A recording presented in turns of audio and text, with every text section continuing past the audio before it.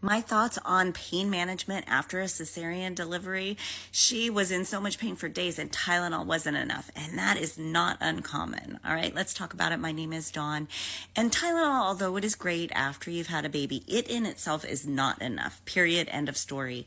As a matter of fact, you're going to be in more pain. You're going to not move very much. And then you're going to be in more pain when you do move.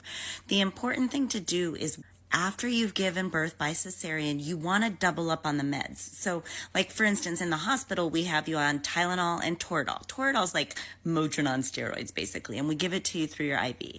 And we do that for the first 24 hours or so, every 6 hours.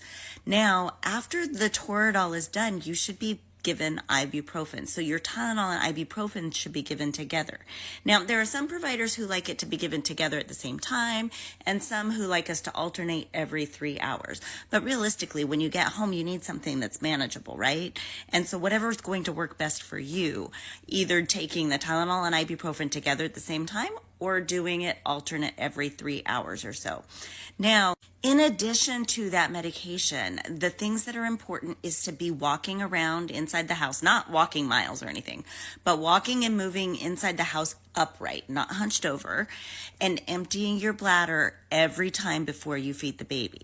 Those two things can help decrease your pain tremendously as well, because if you are walking hunched over, then that's going to create other tightening and other pain and tension in other places. That's actually going to increase your cesarean incision pain.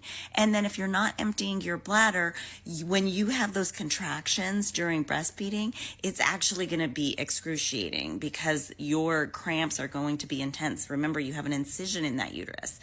So those two things are helpful as well. Now, for most people, doing the Tylenol on ibuprofen, walking and emptying your bladder should be sufficient for your pain. Remember, your pain isn't necessarily going to be gone, but it should be around a 3 or 4, so tolerable for you. Tolerable enough for you to take care of yourself and the baby, right? You shouldn't be doing any other household tasks, but yourself and the baby is enough, right? And then if it is not, then you need to definitely speak with your provider about getting something stronger. And remember, all those techniques that you learned about pain management for coping for labor can be used now during your postpartum recovery. The relaxation, the body scanning, the breathing, the mindset, all of those things can be employed now. I have to use them now myself because I deal with chronic pain, and so I know it can be frustrating. And then the things that can actually make your C-section pain worse could be if you ended up getting a tubal as well, if you had any kind of scar tissue adhesions from a previous cesarean that had to be taken care of, if you had any injury to your bladder, or have any kind of fibroids removed. Those things can make it even worse, all right?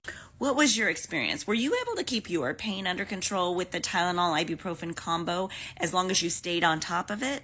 Or was that not sufficient and did you have to go in and get something more? Please let us know what your experience was in the comments. And hey, don't forget to like, follow, and share with anybody else who can find value here.